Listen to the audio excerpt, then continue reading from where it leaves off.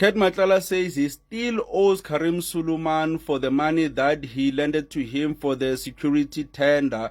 And I'm just wondering, do we honestly think at this point that Ket Matlala will be paying Karim Suleiman? Yeah, it's not going to happen anytime soon. Paying him 10% of what SEPS was paying me. Yes. For a period of how long, I don't remember. I think I was supposed to do that for until I reached. I don't remember the contents of the contents of our agreement on top of my head. Okay. But what I know is that I was paying him 10% of what SEPS was paying.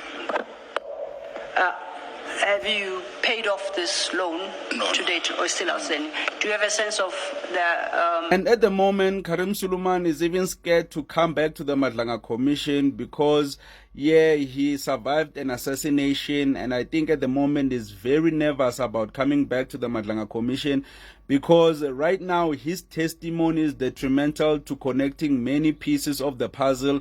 So I think that's why he's scared to come back at the Madlanga Commission at the moment. Maybe the testimony by Ket Matlala will motivate him to come back, to clear the air, to actually say that, no, this guy finessed me with a lot of money, because the whole finesse happened because of Brown Mokgotsi. Brown Mokgotsi was a liaison between Ket Matlala and Karim Suleiman. sense of the amount outstanding? No, I don't know. Any educated guess? No, I can't. Sida? I can't. You can't answer. Account that was settling the loan, so we can take it from other verifiable sources. Of course, yes. Okay. And this is quite interesting because if Karim Suleiman did a lot of business with Ket Matlala, it means he's heavily involved with people who are criminals. And this could lead him in trouble. Right now, maybe he's just biding his time, knowing that as soon as he testifies at the Madlanga Commission, they'll probably arrest him.